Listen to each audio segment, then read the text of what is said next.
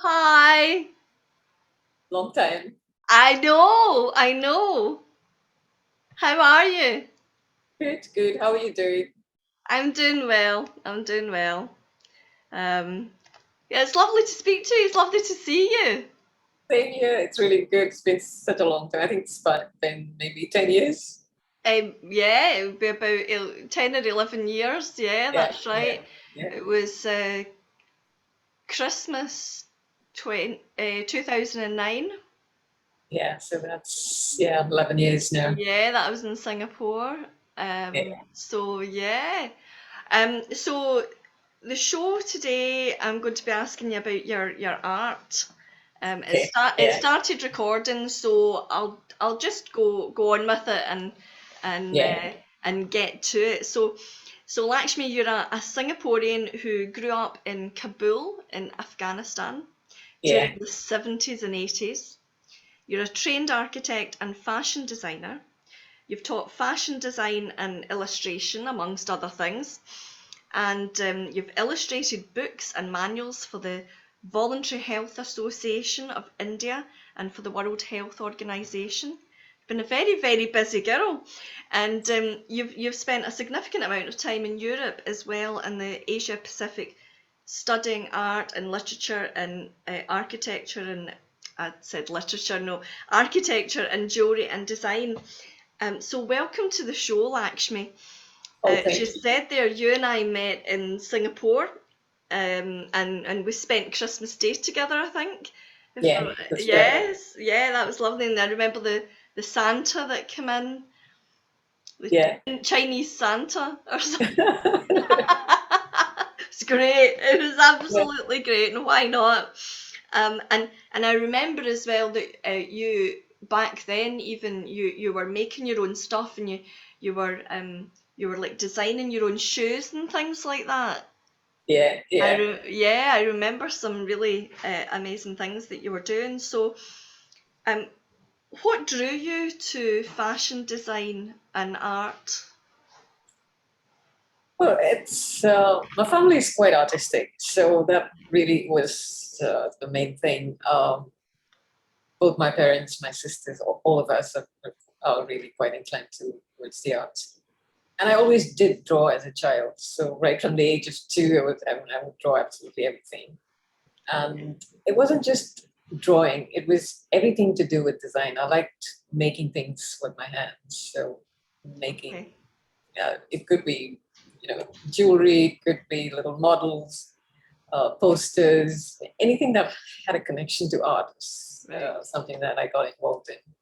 And that just continued on. So that's what led me to become an architect, and then went on to become a fashion designer. And even though people thought that it's not related, I do feel that they're very connected. And for some reason, even though it wasn't planned, I always ended up doing some field that was connected to art or design.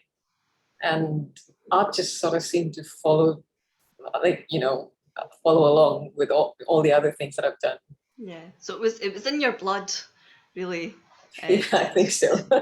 to do all this, and now the space agency have invited you to be the first ever artist to have art displayed on the moon. Yeah. I mean, what an incredible honor! How cool is that? So tell us about that. Tell us about how that came about and about the moon cube, I think it is, that will be a part of this first ever art gallery. It's so exciting, it really is. Yeah, it is. But so yes, it is just this mood gallery, and it's going to be the very first time that art is being sent to the gallery, like, officially to the moon. And I'm hoping that'll happen in 2023.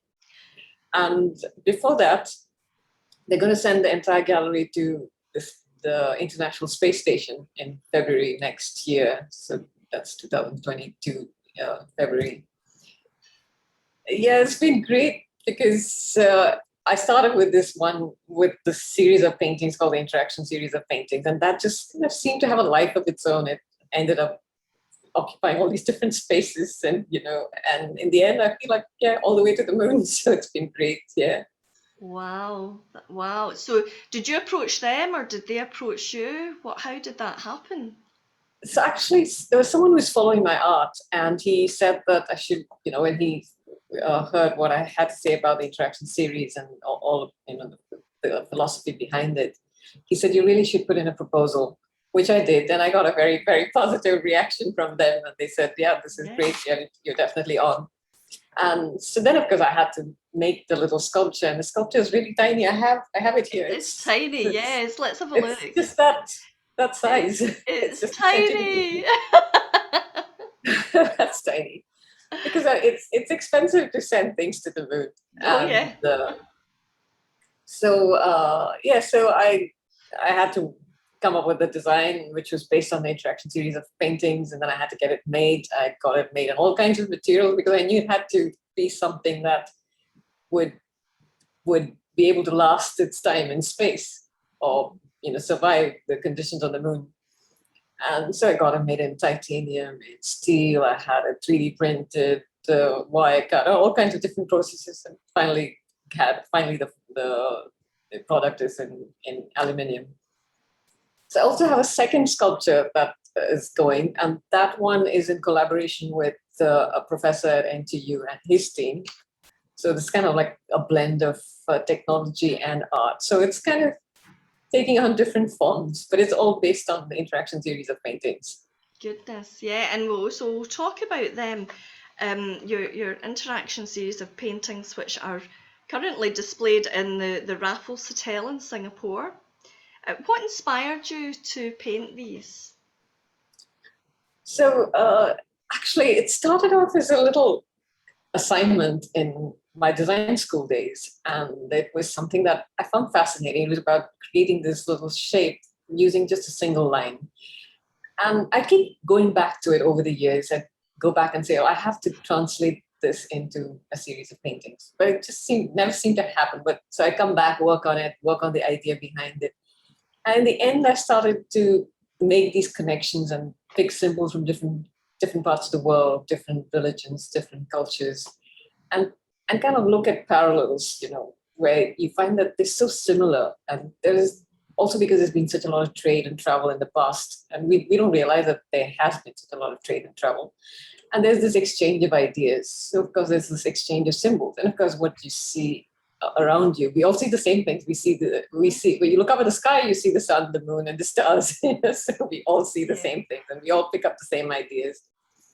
So I try to look at common links and use them as symbols. And we all like symbols. We like symbols to communicate ideas. Yeah. So that was the reason. And so I used that as the basis for creating my own set of what I call a universal, like a global language of symbols. So that was the basis. And then it took a long time to actually physically paint those paintings, because they're all acrylic on canvas and hand I was going painted. to ask what they were and how you'd actually created those shapes.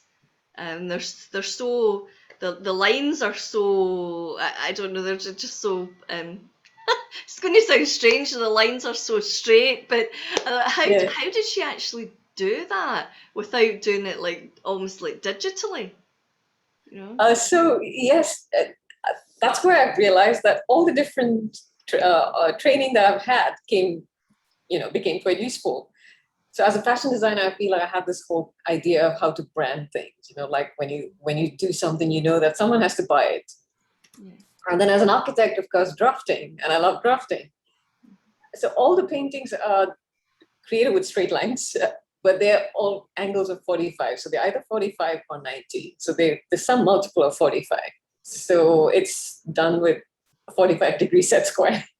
Okay. And while I was painting them, I realized that, well, actually, this would make great digital art. So it was the reverse, where people would ask me, did you actually use a computer to do it? And I was like, no, but that would be a good idea. So I said, okay, I should eventually, like once I've done the paintings, I should convert it into something digital. And then once I've converted that into a digital set of paintings, then I can translate that into other things, like sculptures or scarves or cufflinks or, so many things like products that's related to fashion. So because I finished physically painting all the canvases, and it really did take a toll on me because my hands were quite in a very bad shape. I couldn't paint for a few months after that. I had to take a complete break. And then, of course, I started digitizing everything and then translating. And I also felt like my paintings, people come and say, oh, it's too complicated. And I was like, actually, no, it's really simple. Like angles only 45 or 90, or they're very simple shapes and they're very simple ideas behind them. But somehow people would think that it's complicated. And I feel like artists always create things that other people don't understand. And I was like, I don't want that to happen. I do want to create something where I don't want people telling me that they don't understand. It has to be something that's understood. So what I did was, after I digitized all the paintings, I also got line animations made to show how the paintings were created using a single line, because all of them are created with a single line that they start and finish at the same point. And what was interesting is, because I did that, I had all these line animations for all the paintings. And that got picked up by the Suntec screen, by the Suntec design team to be displayed on the Suntec screen, which is the largest screen in the world. Wow. So they use the animations, where the animations, you see these line animations, and then you see the paintings pop up after the line animations finish drawing. Yeah. And I hadn't planned that. So I felt like the entire series had this life where I didn't say, I'm going to have that going to the moon, or I'm going to have that on the screen, or, it's going to be displayed at Raffles. Yeah. But it just seemed to have this life of its own, where one step somehow led to another kind of direction, which I hadn't planned, and I had no intention of it going there. But I was happy when it did happen. Absolutely. Oh, where's the biggest screen in the world? Yeah, it is. Yeah. Where is it? It's at the Suntec City Mall. Is that in Singapore? In Singapore, yeah. It's in Singapore, right? Okay. It's in Singapore, yeah. It's in Singapore. So, as you said there, these are intended to be universal languages of symbols that we're leaving on the moon. I wonder if NASA's thinking that maybe any incoming aliens passing by will stop by and visit the museum and understand these universal languages. What are your thoughts about why it's going to be on the moon? Well, the brief was that it had to be a work of art that had a definite significance to humankind in some way. And of course, again, like I said, I hadn't planned it, but I just felt like, oh my God, that is perfect, because what I have created already in the interaction series is really related to our universe. And it's about the idea of you and the universe, like we are like a world of our own, and our world centers around ourselves. So it's really about us and the rest of the world, and the rest of the world really is the rest, could be our galaxy and the universe. And, it's really the largest circle that you create. And it's based on this idea of a central focal point that radiates out to create a shape around it. So everything, the planet is something like that. Our galaxy is also a spiraling form around a focal point.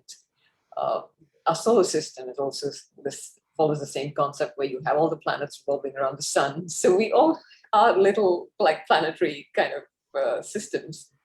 Yeah. Even our own circle of friends are like planetary systems, where it revolves around you, and then you have your family and friends. So that was the idea behind all the paintings. So all of them have a concentric kind of structure, where there's a focal point, and the shapes are based around that point, or they revolve around that point. So that was the idea behind it. Arrows. Why arrows? Why did you use arrows? Because there's quite a lot of them. Arrows. There are a couple of reasons. So what I've done in the paintings is I've picked up symbols that you see in nature. You see mathematical symbols which we have created, which are created by also symbols that we have imagined, like language. It's our imagination that's helped us create languages, or maths. And then you find that mathematical symbols or maths, actually numbers follow patterns that follow shapes, geometric shapes like circles and squares. and sequences of numbers have very definite patterns, and you feel like they're related to the patterns or the codes of the universe. Mhm. So somehow, even though we have imagined them, they seem to have these codes and like some magical code to unravel the secrets of the universe. So arrows, the reason I used arrows was when I think of, I use basic shapes like triangles, circles, squares, and spirals.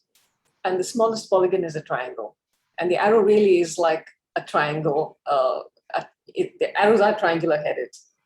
So you have a channel and then you have a triangle on top, and they show direction and movement. So the moment you want to give directions to people, even the hands of a clock, they use arrows to indicate this, Yeah. that there's movement of time. So we use arrows for absolutely everything, and they're also phallic. So there's I there's a creation see. idea. So there's the idea of creation. So I've used symbols for flowers, which are like a feminine symbol, and then you have arrows, which are like a masculine idea. Okay, yeah. That's why arrows. It's about creativity, being the whole creation process. Yeah. So I mean they're not immediately what you might call feminine. I don't think when I saw the art, I thought Yeah. it was, I don't know. Uh, it didn't strike me as being, all that flowery, or you know what I mean? No, true. Yeah. Um, but they're based on, as you mentioned, religious and cultural and scientific concepts. Um, one of which is the yin yang, Yeah. for example, and that sort of Buddhist sort of concept Taoist. Yeah. in Taoist, yeah. And is this something that you personally connect with? Yeah. So, like I said, I was looking for symbols that were from different parts of the world, but actually had the same meaning.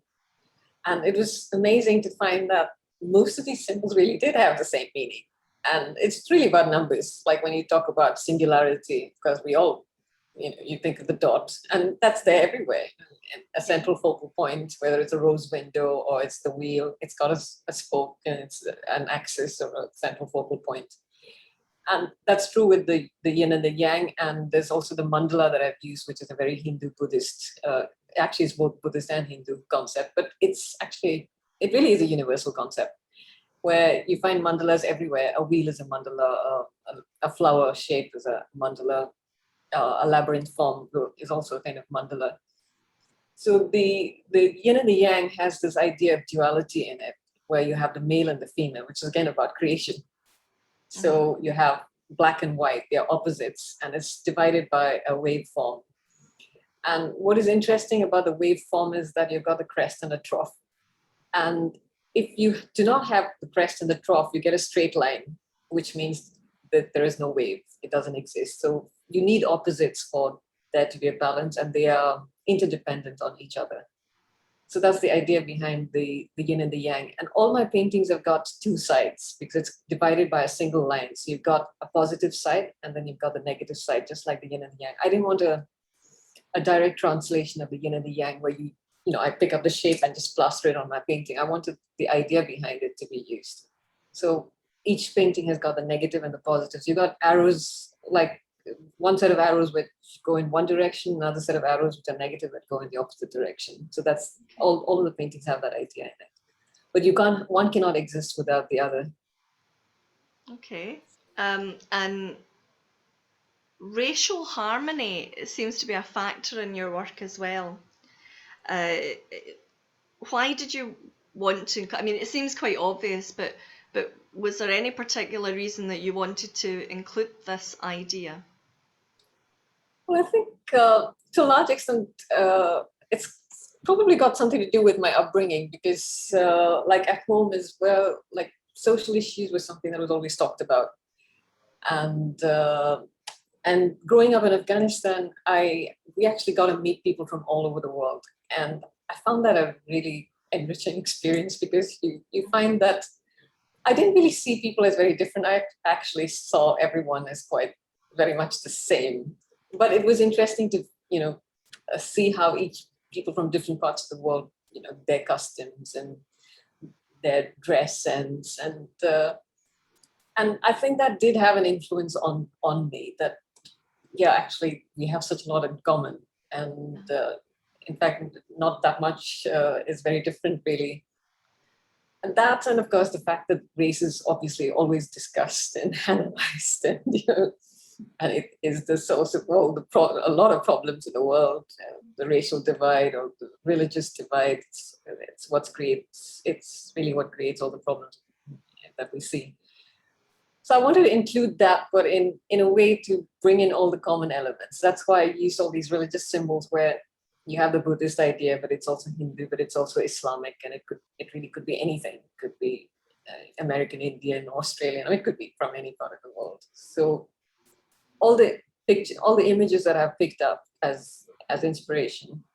So be it the color wheel, which is a scientific symbol, or be it mathematical ideas, or be it the shape of the windmill or the shape of flowers, they're common to the whole world.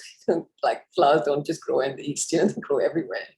Yeah. So that was how I picked up things that were universal. And so I thought they make a good set of universal symbols, or like a language. And you used colour to represent different things as well. Like I think I heard you saying in an interview that the green was symbolic of Islam, and Yeah. I can't remember the others now. That was the only one that stuck. But so what I did, of course, this had two sides to it. Like I based all the paintings; they were based on the idea of three. Like you talked about arrows, and arrows are based on the triangle, and the triangle is also about Trinity. And you have so many different kinds of Trinity. But one of the Trinities that I picked up was the idea of creation, preservation, and destruction, because everything's created, like we are created, and then we are preserved for a certain point in time, and then you're destroyed. And so what I did was, when I picked up the color wheel, I thought of the fact that you've got all these infinite number of colors, because you start off with primary colors, red, yellow, blue, and then you turn that triangle, so they are the triad, you turn that and you get the next set of colors and the next, and you can go on to infinity. So it's kind of like people and races. You all belong to these different groups, but then you have these subgroups under them. So I divided my paintings into those groups. Of course, one reason was that different people like different colors. So of course, if someone comes and says, I don't like a red painting, well, you can always buy yellow or blue. So that was one reason. That was one reason. So, like very colors. Clever. That is very clever. And the other thing was that what I've done is I've grouped all the paintings into threes. So you have primaries, that's a group of three paintings. So that's red, yellow, and blue. And what you find is that your perception of color based on your upbringing is different. So if I look at red, and I might think, well, you could think communist, I don't know what you could think. You could think of roses and love, or you could think of absolutely anything. Yeah, passion and yeah. Did you say roses and anger too, maybe? Anger. Yeah, exactly. Yeah. But it's the same shape, and I changed the color to yellow. I have a different feeling about it. I change it to blue, and I might think of calm, and I might think of waves. So I have a completely different idea of what blue means to me, and that could be cultural as well. And I've seen that even when people, because I've converted all my paintings into products like cufflinks and scarves and things like that, and I find that there is a kind of cultural angle to it, because I did find that my Indian friends would gravitate towards the oranges and the lotus form because that's quite cultural. Okay. And the labyrinth form would be more European, or the black and whites would be more European, because I have a range of black and white neutral colors as well. Yeah. So, of course, it's not always true. There are always exceptions to the rule, but I realized that the same shape could have a different meaning when you change the color. So like the orange form of the lotus, it seems very Hindu. And then when I look at the purple, the more purple shade of that, I think of Buddhist. And then the green one immediately makes me think of Islamic. Yeah, yeah. So each color has a different meaning, even if the shape is the same. So color perception is different from shape perception. Mm-hmm. Wonderful, wonderful. That's it. Really very interesting that, I would probably, when I think about it, I would probably gravitate to the black and white Yeah. things rather than the coloured things. When you, Yeah. in fact, today I'm wearing black and white, bit of splash of colour around the neck, but yeah, it is perhaps a cultural thing that we're like that. Um, and so you mentioned the mandala, and that, what does it symbolise, the mandala? So the mandala is really about anything with a concentric shape, something with a focal point and with everything else revolving around it. So you yourself are a mandala because it's you and the universe. So you are like the focal point in this universe of yours. Uh, Even planets are mandalas because they're spheres which have a central core. The solar system is a mandala because you've got the sun and you've got all these planets that revolve around the sun. So anything with a central core is really like a mandala. I mean, that's at least my interpretation of what I see a mandala as. And therefore, when you think of any symbol, or even the dome in a cathedral or a dome in a mosque, they are like mandalas. And in a way, it helps the worshipper to have a focal point to meditate on. So, so that was the idea that I picked up for the paintings, that they all have central focuses and everything revolves around that central focal point. Okay. I remember seeing some Buddhist monks creating a mandala out of sand Yeah, in a church in Cambridge. yeah, And the idea was that at any moment the wind could just sweep it blow it away. all over. Yeah, It was the idea of impermanence, yeah, yeah, and you kind of included that, the idea of the being destroyed as well, yeah, created and yeah. then destroyed as well. Um, uh, what else? Would you say that you were quite a deeply spiritual person? Well, I'm not. I don't really follow anything, so Okay.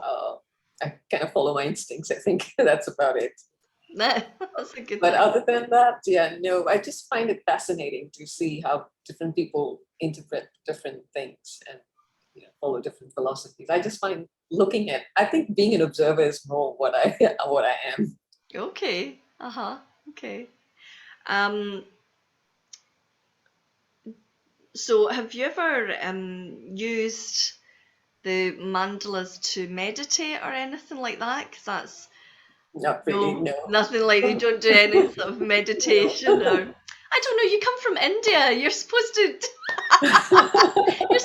meditate and do yoga and I meditate with my art, I think. I yeah. find that very meditative. I find painting very meditative. Making things very, yeah. Um, in your own culture, perhaps, are you influenced by the concept of yin and yang? Oh, so yeah, that's what I mean, I didn't really know about this really when I started painting. I started looking for the symbols and I began to understand what they were about. And of course, I was drawn in more. I found that the yin and the yang, that the idea of duality was exactly the same as the Sri Yantra mandala, which is a very Hindu symbol. Though mandalas are, of course, very Buddhist symbols. I mean, the traditional, the religious mandala is a very Hindu symbol. And the Sri Yantra mandala is based on the same idea of male and female, the duality of male and female, and the interdependence of the two, and the interaction of the two to kind of indicate that whole creation process.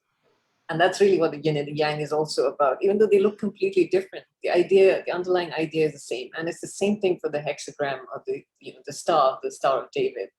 It's got two triangles.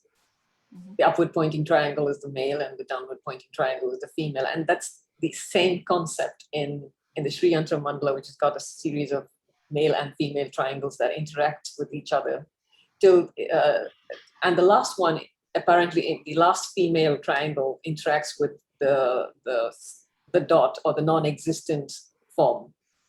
So it's like the ultimate interaction of nothing, you know. So we probably came from nothing and we're going to go to nothing. So that's the idea behind the Sri Yantra mandala. And I thought that was quite interesting that it was so similar. The ideas behind the two were so similar. The second lot of paintings show a lotus form. So what is important about the lotus? So that really was about the creation idea, you know. So you have a flower, which you know, it's the starting of the creation idea. It starts to bloom, and that's when it gets created. So it's really symbolizes that whole creation and preservation and the destruction side, where you see the creation taking place, which we see even in the universe. We have been created and then get preserved for a certain period of time, and we will be destroyed. And just like the mandala, you see it in different degrees in different species, and you have different life cycles and different timings at different times for life cycles.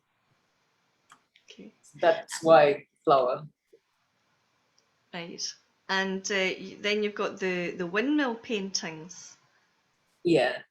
So that's about energy. And we're all about energy. We're about waves. And like the yin and yang, the yin and yang is a waveform, and absolutely everything around us is waves. We also created of waves, with waves, and be it light, sound, they all carried through with waveforms. And the windmill is something that we use to harness energy. So I felt like the windmill is a really important symbol, and it's a symbol that I find is there in every culture. They have some form of the windmill or that spiraling form in as either a cultural symbol or a religious symbol. Yeah. So that's why I use the windmill. And the last lot of paintings is the dromenon, which has got the labyrinth sort of shape. Yeah. So that also I figured is something that you see in Europe, is something that you see in China, is something you see in India, you see in the Americas. You see that labyrinth form, and it's really like about you being led to the outside world from from the central point. You have this maze, and then you try to find your way out, like trying to find your way through life, really. So that's what the dominant means. And the thing is, it's also very similar to chips, you know, like computer chips or the circuitry boards or transport networks. They are they have these labyrinth forms. If you look at the London, you know, the underground, the network, it has this labyrinth sort of form. So you find that being used in so many places, and not just traditionally but also in everyday life today. You find that these labyrinth forms exist in different forms. So that's why I use the labyrinth. That's true. I hadn't really thought about that. The only thing that I know about a labyrinth, which it kind of struck me when you were saying that if you follow the line, it's all like a single line. Yeah. Was that you if you get lost in a labyrinth, I think this is right. If you just follow your one side, like your right hand side, all around the labyrinth, you'll come back to, you'll either get to the center or you'll get back out. Yeah. So that kind of follows your idea as well of this single line. Yeah. That's pretty cool. Just to, I should have said that, I should have asked this, going back to the windmill side. It's kind of like a swastika, which is a good luck symbol and a health symbol. Is that right? Yeah. Yeah, that's right. Good luck and health. But I remember when I was in Singapore and we went to Little India. Yeah, I remember that. We went to, I remember you took us to this lovely little shop in Little India. and it was the first time that I'd ever seen swastikas, and they were up the top. Display. And Yeah. there was I felt this sort of reaction. It was like an initial reaction of horror. Yeah. But I did know. Yeah. So I think like India is less influenced in that way. They would have a completely different reaction to the Yeah. reaction that I felt, and I knew that it wasn't like I hadn't walked into Evil a thing. shop full Yeah. of Yeah. evil Nazis or something like that, you know. They stole it. They stole it. Yeah. Yes. So actually, yeah, the swastika really is a windmill, and it is a good luck sign. And the most fascinating thing is that it was a symbol that was used even in old Israel. So Oh. it's only in the last, I mean, only since Nazi Germany came into existence that it's seen as a evil symbol. And of course, that's what I was talking about, perception as well, because it was what might have even been a Jewish symbol for that matter, because it did exist in ancient Israel. It's a very, very interesting symbol. You see it in Greek key patterns as well. You see the swastika-like shape. You see it even in maze patterns. I think, is it a chart? I think you do see a swastika. And so it is a symbol that you see all over the world, and it was always considered to be a good luck symbol till, and you see it in a lot of Eastern European cultures as well. There's one that I've got there, which is an Eastern European Hungarian symbol, which looks like a double-sided. So actually, even like a windmill could be considered a bad symbol if you look at it, because it is a windmill, you know. So because it looks like the swastika, but then you can't really say that it's the same, because it has a different meaning for different people. Yeah. And understandably, obviously, for the Jews who would have seen it as a symbol of absolute horror, it seems horrific. But that's because of what they went through. But then it doesn't have the same meaning. Exactly like I said, talked about the change of color. When you change something from green to orange, it means something different to a different person. And even pilots, I think before World War One, during World War One, actually did use swastika symbols on their sleeves, or or somewhere on their uniforms as good luck symbols. So it's only after the whole Nazi regime came into existence that it started to have this bad connotation. And I remember seeing a swastika symbol on the Carlsberg Brewery entrance in Denmark. And again, I had the same reaction. I was like, oh my God, Wow. wasn't that supposed to be a bad symbol? But it wasn't. So it's only been 100 years old and it's only been about 100 years since it's been viewed, less than 100 years since it's been viewed as a bad symbol. And I do find a lot of very staunch Hindus feel very, badly about it, because they feel like it's a very good religious symbol for us, but we're not allowed to use it. And I think they were banned from using it as well, because it obviously was offensive to a lot of people. Mm-hmm. And that's one of the reasons, I haven't used it I definitely called it a windmill. And I remember another interview, somebody said, that symbol looks like a swastika. Do you of course you know that. And do you think that something should be done about it? And I said, no, I just feel like I didn't mean it to be a swastika. I meant it to be, like I said, a windmill. And but if you want to see it as one, then you're welcome to do that. You can view it the way you want to view it. Mm-hmm. So you derive the meaning that you want from what you see, and that's what we do anyway. I mean, whether we're told to or not, we perceive things differently. Yeah. I think depending on the colour of the swastika or the windmill, Yeah, I would give it a different meaning. So if I saw it in black, yeah, that would be more to me like a Nazi swastika. But I've also seen ones that are in red with dots round them, I think. that's very Hindu. That's very Is that Hindu. very Hindu? It reminds me of the sun. That Yeah, remind actually, it is a solar symbol. You're is that a absolutely solar right. It symbol? is a solar symbol because the sun, it's about the radiation of like light around the sun and the swirling of light around the sun. So that is what it means. It is a solar symbol. And I think for most cultures, it is viewed as a solar symbol because, like, whether it's American Indians or African symbols, the Adinkra symbols, they're usually solar symbols. You're right. Yeah, and so this is like a universal So it's a universal symbol. symbol. Yeah. People the world over, going Yeah. back to ancient cultures, have Yeah. used this Yeah. symbol, but they've not necessarily known one another. Uh, they've this is like a A very popular symbol, in fact. Like Greek, yeah. you see Greek vases with this design. And I'm sure it's a Chartres cathedral. Yeah, it's a Chartres, I think, the cathedral. You have like a big swastika and swastika like patterns all over because it was considered a very, yeah, a solar symbol and a very holy. It's just a spiraling shape, actually. It's just a spiraling shape. Yeah, The yeah. only reason it's had this bad connotation is because of the whole Oh, Nazi thing. yeah. Oh, absolutely, And I absolutely. think Hitler just picked up a symbol and just plastered it without really thinking. I don't think he was a thinking man to start off with. Yeah, I think he probably used it as a good luck symbol for Just, the yeah, Nazi Party. yeah, but Um, not for anyone else. Yeah. yeah, yeah. Um,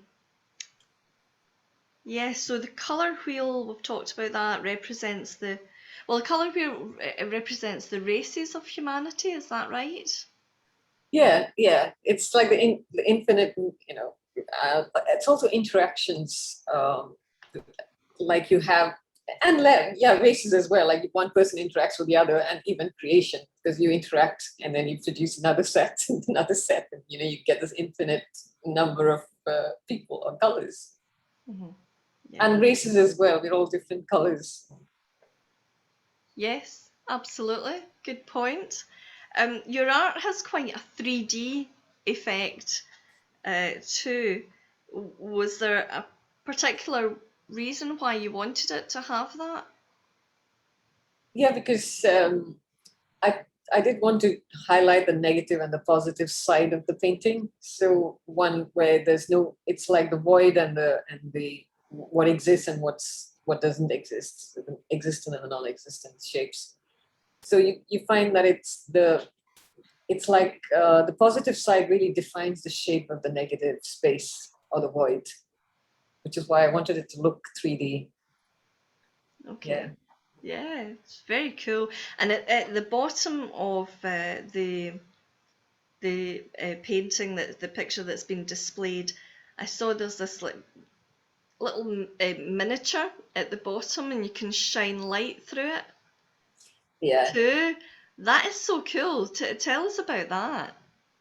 So when I did the paintings, I thought I liked to also do the frames differently because I thought, I mean, I could just frame it like everyone else, or I could, yeah, make that also a work of art.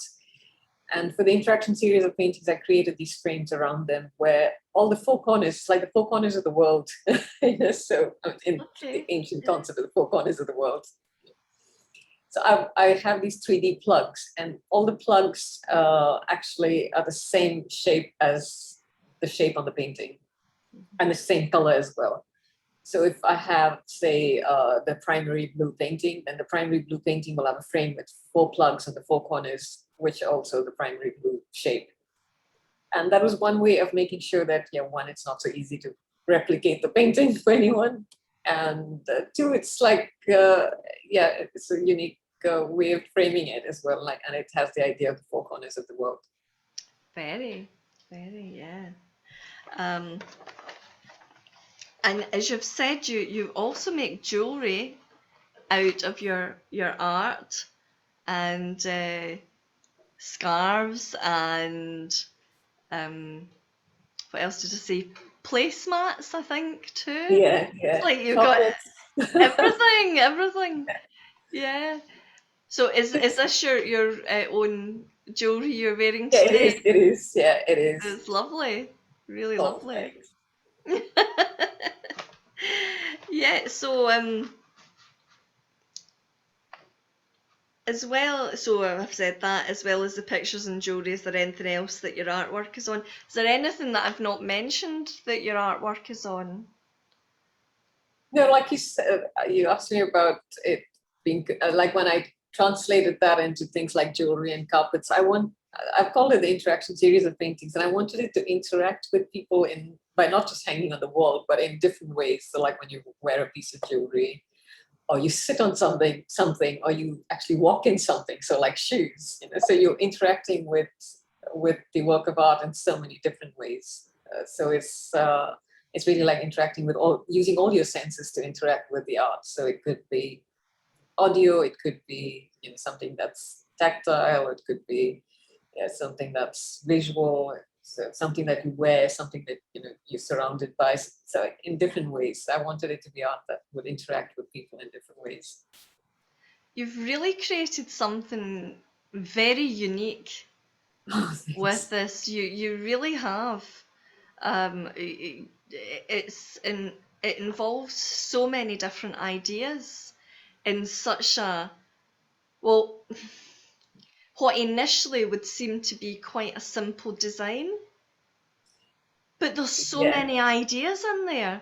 And the fact that, as you said, you've taken it out into people can wear it, they can sit on it, they can put it in their ears, they can whatever, or eat it, or eat it. What have you got?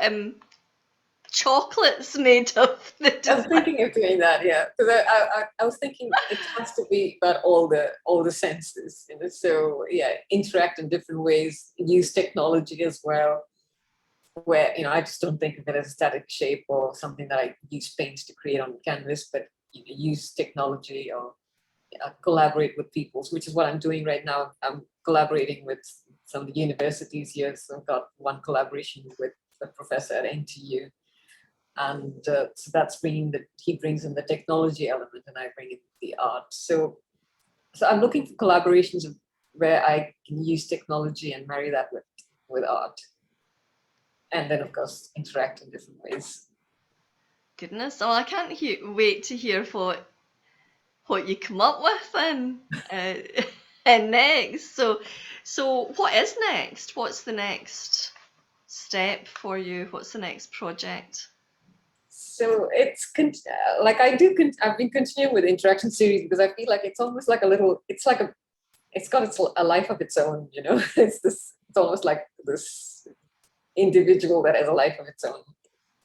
But other than that, of course, I do paint other things. I like things that are related to fashion. So I've just done a book on shoes, and so I love beautiful shoes and nice footwear. So I've done a whole series of footwear, and I've actually done paintings that are ink on paper, and very realistic but stylized. So everything's sort of pretty. And so I've got a book of 105 paintings. They're all hand done, very tedious work. Again, a lot of stress on my hands. So I do different things, but I just feel the interaction series for some reason has its own unique little agenda. It's got its own little life that it's following. That's fabulous. And I want to make more products. I've done carpets as well, but I'm thinking of other things as also soon. So I've got plates and so there's cutlery, crockery, and all the things, something that you can eat off, something that you can eat, like different kinds of interaction. My goodness, I can't wait to see what comes next out of your very creative imagination. I can see out at the back there you've got one of your designs. What one's that? The red one behind you? Oh, so that's the giant size of the actual cube. So the actual cube is only like that little piece there. Okay. So that's the piece there. So it's the larger version of that. So I've done it in different scales. I've done a larger scale, so you can use it as a table. Okay. You can use it as a sculpture. You can use it the way you want. Fantastic. So I see. So you're wearing your own earrings. Yeah. I like to put my guests on the spot a little bit. So you've talked about these magnificent shoes. Do you have any magnificent shows that you can show us? Oh, I don't. I mean, I have images, but I'll have to send. I'll have to Okay, hunt for them. Yeah, but I'll I do try. have lots of images which I can definitely share with you. Okay, okay. Yeah. All right. Well, Lakshmi, you've been a wonderful guest, and I wish you all the very best with your art projects in the future. Your art's amazing to bring all those different ideas into these paintings, these symbols, and I wish you all your best with your art's amazing venture to the moon of all places. The men. I think that's incredible. I really wish you all the best, and thank you very much for being on the show this week. Well, thank you so much, Alison. It's just wonderful seeing you after all these years. Thanks a lot. It's wonderful seeing you too, and so I'll just say to guests to join me next week when I'll be interviewing Scottish artist Julia Jeffrey, and we'll be talking about her fairy and tarot artwork. So until then, have a great week. I'm going to stop recording.